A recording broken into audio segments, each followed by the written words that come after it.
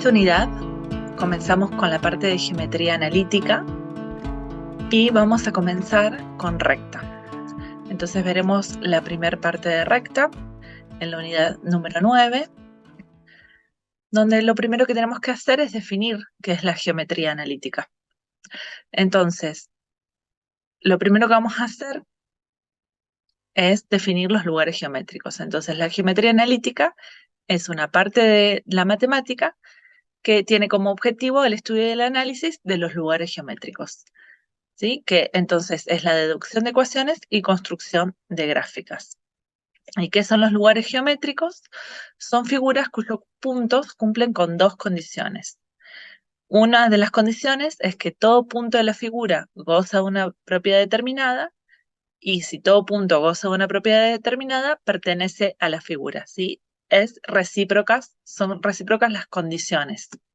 Además, podemos mencionar como dos objetivos fundamentales de la geometría analítica, es que dado un lugar geométrico o la condición que deben cumplir los puntos de ese lugar geométrico, podemos determinar su ecuación. O, dado una ecuación, podemos construir la gráfica correspondiente del lugar geométrico. Lo podemos mencionar de otra forma, esto que venimos diciendo es que si las coordenadas de un punto satisfacen una ecuación, eso quiere decir que el punto pertenece a la gráfica de esa ecuación. O que si el punto que está sobre la gráfica de una ecuación, sus coordenadas satisfacen esa ecuación. ¿Sí? Estamos mencionando más o menos lo mismo, pero dicho de diferentes formas.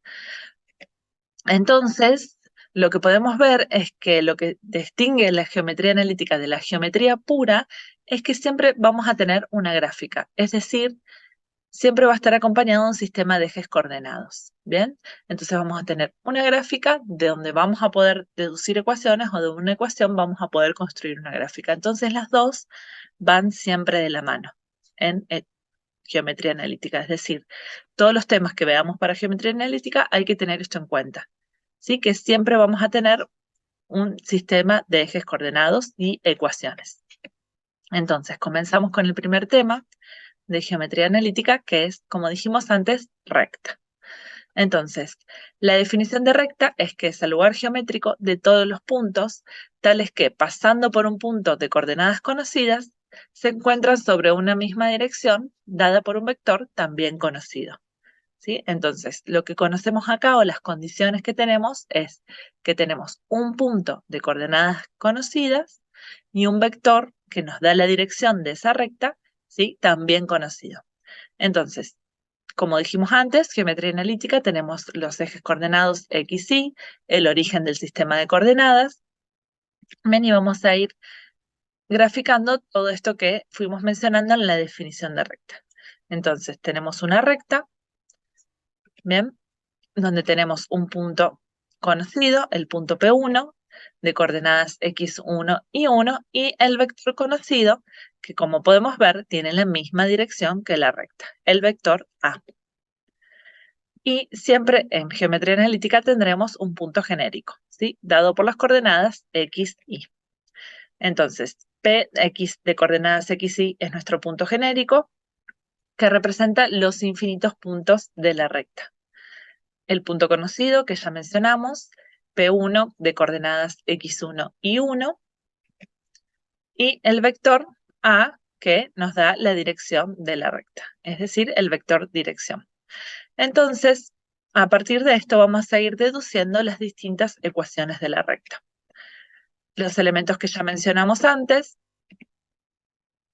Bien, y lo primero que vamos a hacer es formar un vector del origen del sistema de coordenadas hasta el punto P. Luego vamos a formar otro vector del origen del sistema de coordenadas hasta el punto P1.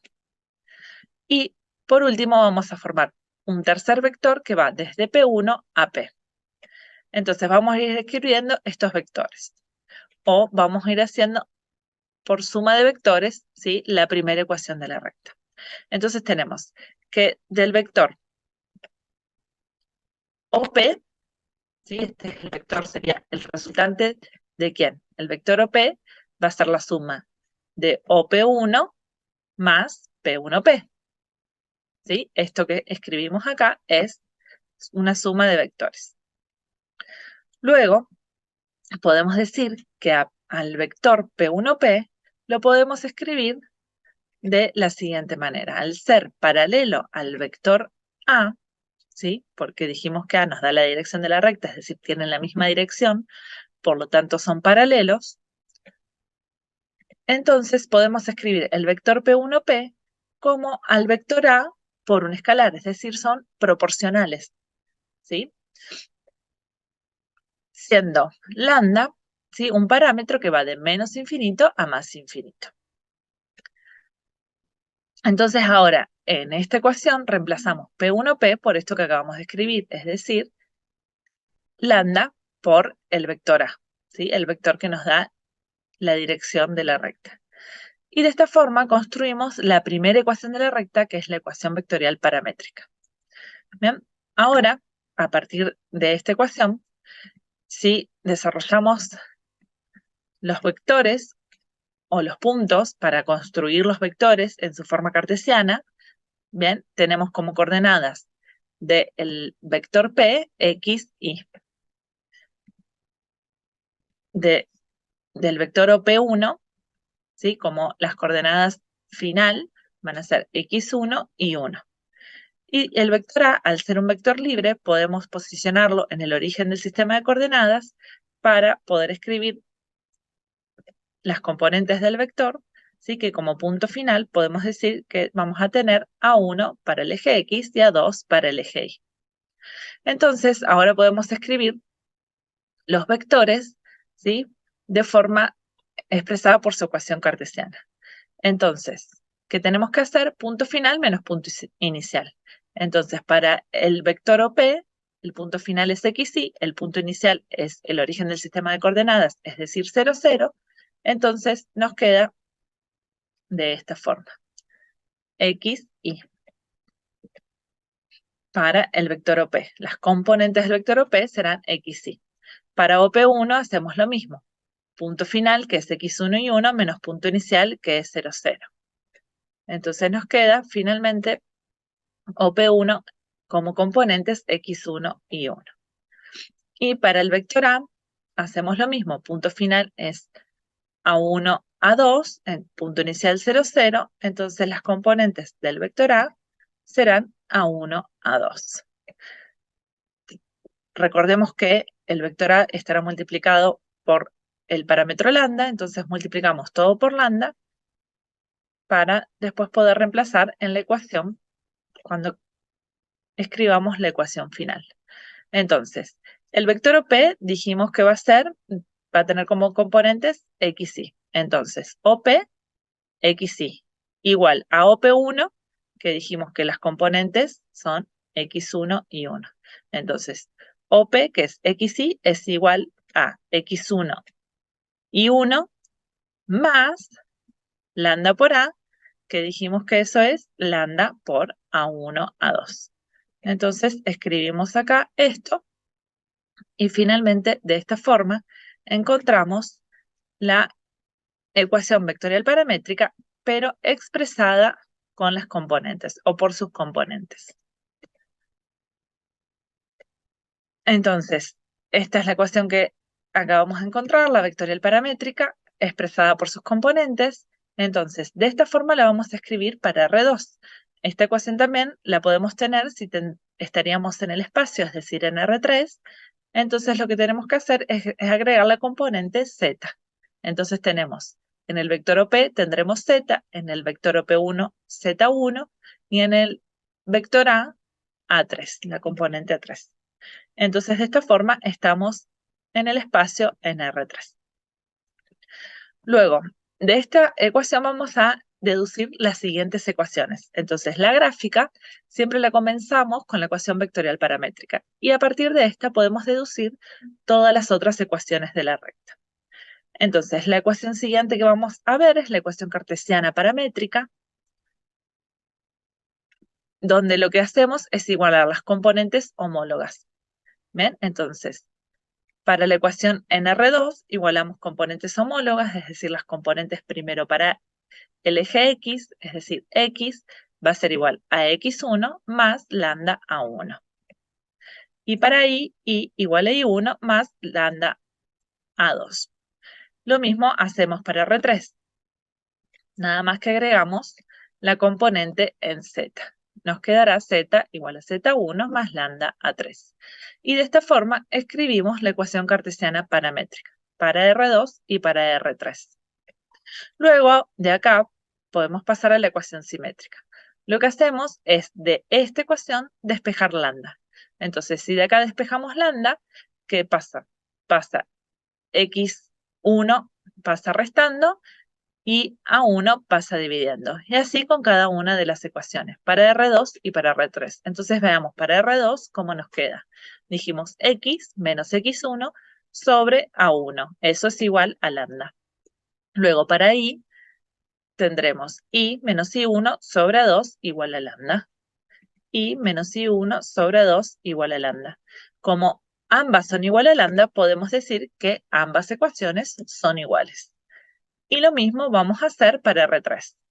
Vamos a despejar x menos x1 sobre lambda 1. Para I lo mismo. Y para z lo mismo. Z menos z1 sobre 3 es igual a lambda. Como todas son iguales a lambda, ¿sí? Todas son iguales entre sí. Entonces, esta ecuación es para R3. Estas tres ecuaciones son las que vamos a usar para R2 y R3. A partir de la que voy a empezar a explicar ahora, solo se usan para ecuaciones de la recta en R2. ¿Sí? En R3 solo vamos a usar estas tres ecuaciones que vemos acá, la vectorial paramétrica, la cartesiana paramétrica y la simétrica. Bien, a partir de ahora solo son válidas para R2. Entonces, vamos a ver la ecuación de la recta que pasa por un punto de pendiente conocida, que lo que hacemos es, a partir de acá, simplemente despejamos. ¿Qué hacemos? A2 pasa al otro lado multiplicando. Entonces tenemos I menos I1 igual a A2 sobre A1 por X menos X1. Y de esta forma tenemos la ecuación de la recta que pasa por un punto, es decir, x1 y 1, de pendiente conocida. Vamos a ver ahora qué es esto de la pendiente conocida. Nosotros decimos que la dirección, es decir, la pendiente de la recta, nos la está dando el vector A, que es el vector dirección. Lo que podemos ver es que el ángulo que dijimos que tiene la misma dirección, la recta como el vector, entonces lo que nosotros hacemos es analizar el ángulo que forma la recta con el eje de las X, el eje positivo de las X. Entonces podemos ver que el ángulo que forma el vector A es el mismo ángulo que forma la recta con el eje X, es decir, el ángulo alfa. Entonces, sabemos que la pendiente, ¿sí?, de una recta es la tangente de ese ángulo alfa. Entonces, la tangente que es seno de alfa sobre coseno de alfa. Nosotros podemos ver por trigonometría que el seno de alfa corresponde a 2, ¿sí? El cateto opuesto. Y el coseno de alfa corresponde a 1, ¿sí?, el cateto adyacente. Entonces, A2 sobre A1 es igual a M, es decir, la pendiente de la recta. Entonces, en esta ecuación podemos reemplazar A2 sobre A1 por M, que es la pendiente de la recta.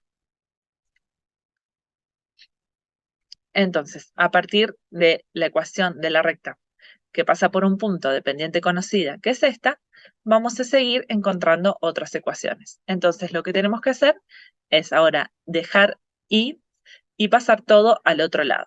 Es decir, vamos a aplicar distributiva, entonces nos queda mx por menos m por x1, y este i1 pasa al otro lado sumando. Entonces, como todo esto es conocido, no tiene variable, lo vamos a denominar con la letra b. Entonces, esta ecuación nos va a quedar de esta forma. I igual a mx más b, que es la famosa ecuación explícita de la recta, donde vemos la pendiente de la recta y vemos b, que es la ordenada al origen. Luego de esta ecuación, podemos pasar a la ecuación de la recta que pasa por dos puntos. ¿De qué forma? Donde M lo vamos a construir a partir de dos puntos que conocemos de la recta. ¿De qué forma? Vamos a construir el vector dirección haciendo punto final menos punto inicial para el eje X, punto final menos punto inicial para el eje Y. Tenemos dos puntos que son conocidos. Bien, entonces vamos a sacar la dirección, ¿sí? Construyendo las componentes de M, de la pendiente. Entonces, de esta forma tenemos la ecuación de la recta que pasa por dos puntos. Es igual a la ecuación de la recta que pasa por un punto, y lo que hacemos es calcular la pendiente, ¿sí? Encontrando las componentes de la pendiente, es decir, A2 y A1, es decir, del vector dirección. Volvemos acá a la ecuación explícita para encontrar la siguiente ecuación de la recta. Lo que vamos a hacer es pasar todo a un solo lado de la ecuación, igualando a 0. Luego vamos a multiplicar toda la ecuación por un escalar, que va a ser el escalar b. Entonces nos queda toda la ecuación multiplicada por b. Y ahora vamos a todo lo que está acompañando a x, lo vamos a llamar a. Lo que acompaña ahí va a seguir siendo b. Y todo esto va a ser igual a c. Entonces, ordenamos en X y término independiente y nos queda de esta forma la ecuación implícita o la ecuación general de la recta, donde podemos ver que acomodamos siempre en X y término independiente y vamos a tener coeficientes que acompañan a las variables, es decir, A y B. A acompaña a X, B acompaña a Y. Siempre en la ecuación general de la recta, los coeficientes tienen que ser enteros. A, B y C tienen que ser enteros. ¿Sí? No sé si se lee muy bien acá. Y además, el coeficiente A, es decir, el coeficiente que acompaña a X, tiene que ser positivo. Entonces, si nosotros queremos llegar de cualquiera de las ecuaciones a la ecuación general de la recta, y nos quedó, por ejemplo, una fracción, lo que tenemos que hacer es multiplicar toda la ecuación para sacar ese denominador que tenemos de la fracción. Bien, si lo tenemos en todos los coeficientes, multiplicamos, o sea, siempre multiplicamos toda la ecuación, pero multiplicamos por los denominadores, que tantos denominadores tengamos para sacar de la ecuación o por un común múltiplo. Bien, lo importante es que nos queden enteros. Y lo mismo, si el coeficiente que acompaña a la variable x es negativa, multiplicamos toda la ecuación por -1 para convertirlo en positivo. Eso hay que tener en cuenta en la ecuación general de la recta. Luego de la ecuación general, lo que hacemos es dividir toda la ecuación por el término independiente negativo, es decir, por -c. Dividimos todo por -c. Entonces, nos queda todo dividido por -c y ahora reacomodamos. Estos coeficientes A, B, C, ¿sí? Pasan abajo. Entonces nos queda de esta forma. Menos c sobre A, menos c sobre B. Y ahora a menos c sobre A lo vamos a llamar con A minúscula y a menos c sobre B lo vamos a llamar con B minúscula. Entonces, de esta forma nos queda la ecuación, ¿sí? De esta forma, esto ahora es 1 sobre A por X más 1 sobre B por X igual a 1, ¿sí? Este 1, ¿de dónde sale? Cuando hicimos C sobre menos C, nos quedó -1 y lo pasamos al otro lado. Entonces nos queda 1. Esta ecuación es la ecuación segmentaria de la recta. ¿Y qué representa la ecuación segmentaria? Vamos a ver que lo que representa A y B son los cortes de la recta con los ejes coordenados. ¿Ven? Donde tenemos que A es la abscisa al origen y B es la ordenada al origen. ¿Bien? ¿Por qué? Si nosotros de acá partimos, ¿sí? Partamos de la ecuación general. Cuando obtenemos el corte de la recta con el eje Y, es decir, la ordenada al origen, cuando X es igual a 0.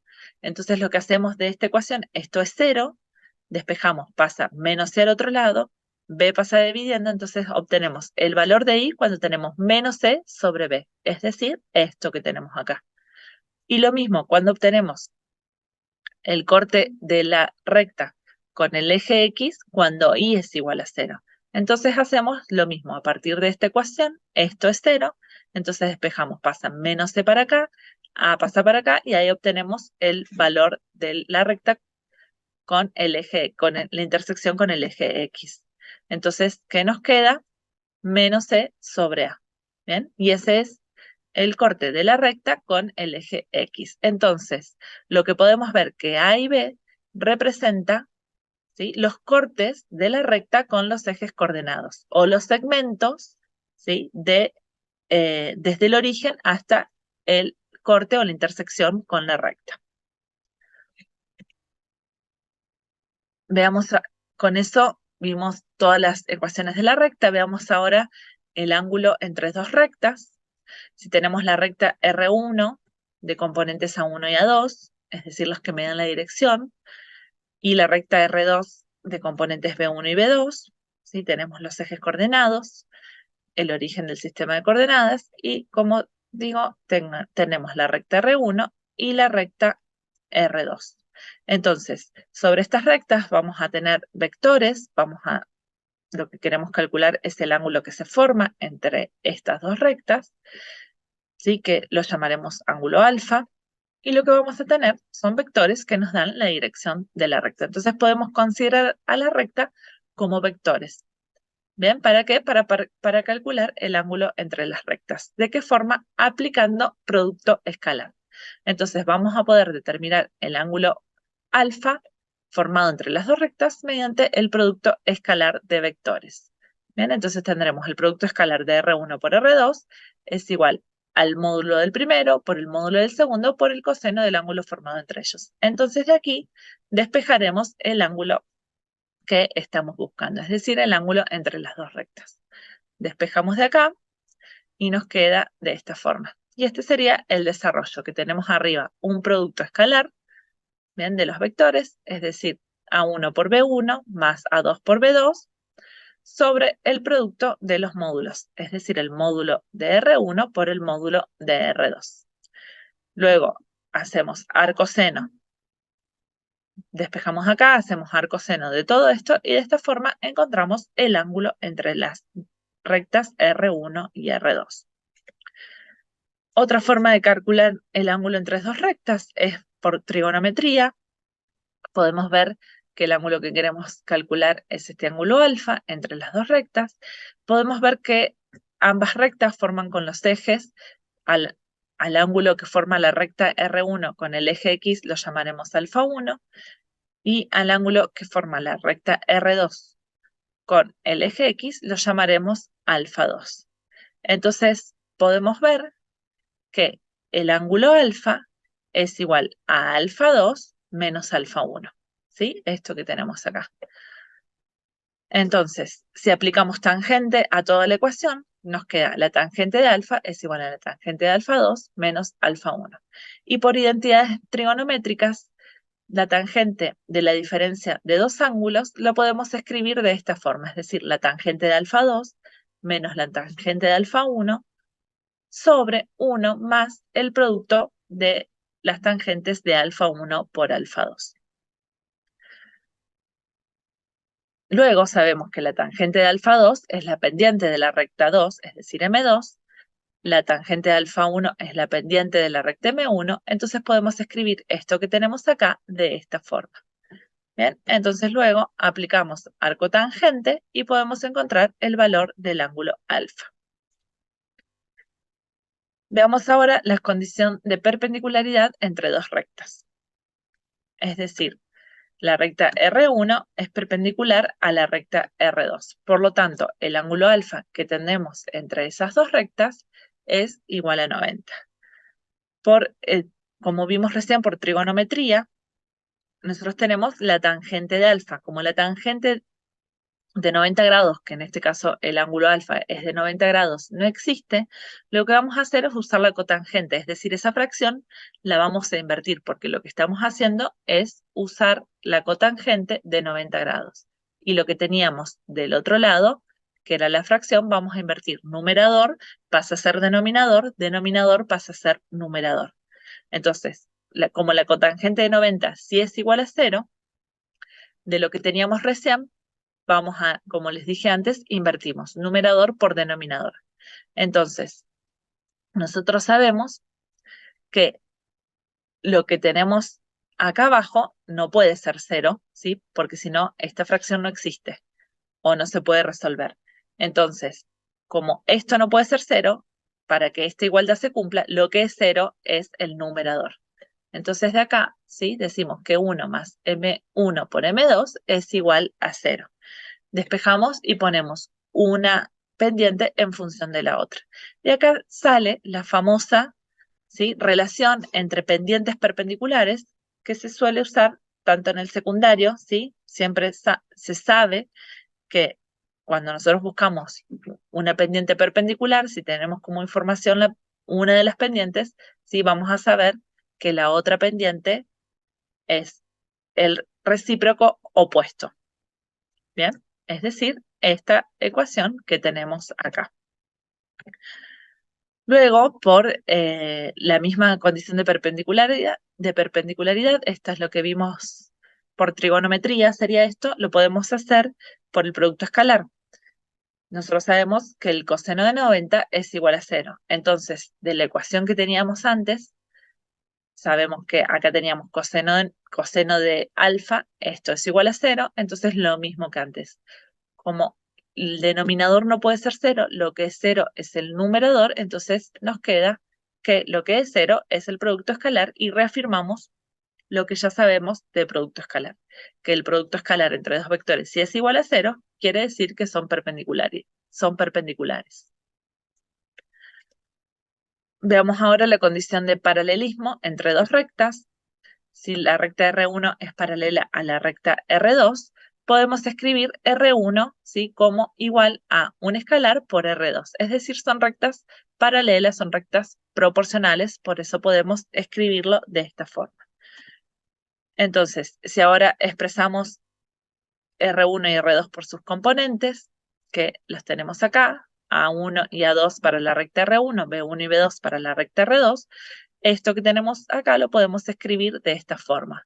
Ahora lo que hacemos es igualar por componentes homólogas, entonces nos va a quedar A1 igual a K por B1 y A2 igual a K por B2, ¿sí? Las componentes para X, las componentes para Y.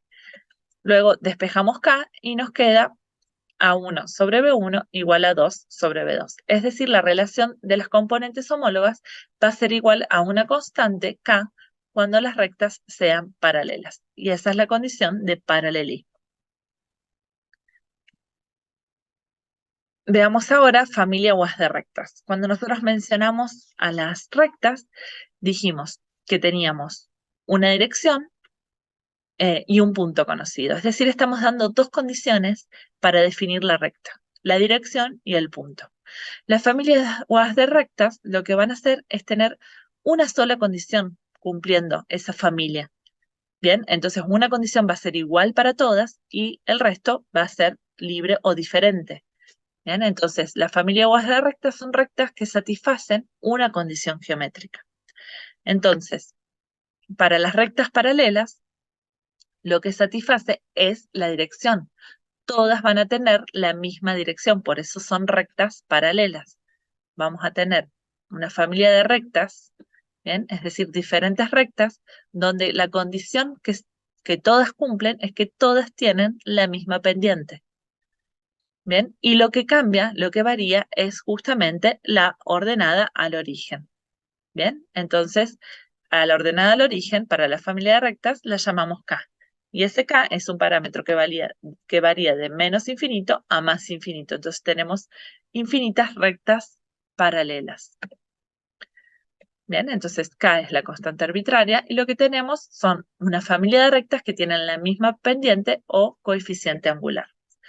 Luego, otra familia de rectas que tenemos son las rectas concurrentes. Es decir, lo que vamos a tener en común es un punto conocido, x1 y 1, por donde van a pasar infinitas rectas. Y esas infinitas rectas lo que van a tener son distintas pendientes. Entonces podemos escribir la ecuación de la recta, que pasa por un punto conocido, x1 y 1, de pendiente, en este caso, van a ser diferentes. Entonces lo que comparten en este caso es el punto. Entonces pasan por un punto, pero tienen diferentes pendientes. Luego, otra familia de rectas que tenemos son las rectas que pasan por el punto de intersección de otras dos. Entonces vamos a definir una recta a partir de la ecuación de otras dos rectas conocidas. Esas dos rectas conocidas se interceptan en un punto, ¿sí? R1 y R2. Cuando se cortan entre ellas, lo que tenemos acá es un punto intersección. Entonces, luego vamos a tener infinitas rectas que pasan por ese punto intersección. Y esas infinitas rectas las vamos a definir a partir de las rectas R1 y R2, que son rectas conocidas. Entonces, la recta R1 va a estar dada por la ecuación A1 por X más B1 por Y más C1 igual a 0, la ecuación general de la recta R1. La recta R2 tiene los coeficientes A2, B2 y C2. Entonces, la ecuación de las infinitas rectas la vamos a escribir a la primera ecuación más K por la segunda ecuación igual a 0. Entonces, esto representa las infinitas ecuaciones que pasan por la intersección de la recta R1 y R2, donde K varía de menos infinito a más infinito. Otra forma de escribir esta ecuación es ordenándola en X. Entonces vamos a tener A1 más A2 por K, X, en Y, B1 más K, B2, Y, más C1 más K, C2. Y otra forma de ordenar esta ecuación es escribiéndola, por ejemplo, en este caso, de la forma explícita. Y igual a M, esto representaría M, por X más B. Esto representaría B. Tenemos la pendiente y la ordenada al origen. Entonces, lo que hicimos fue determinar la ecuación de cualquier recta que pasa por la intersección de otras dos rectas sin conocer el punto de intersección. En este caso, no necesitamos calcular el punto de intersección y podemos calcular la ecuación de las infinitas rectas, ¿sí?, que pasan por la intersección de R1 y R2. Y de esta forma terminamos la primera parte de la unidad número 9 de rectas. Muchas gracias.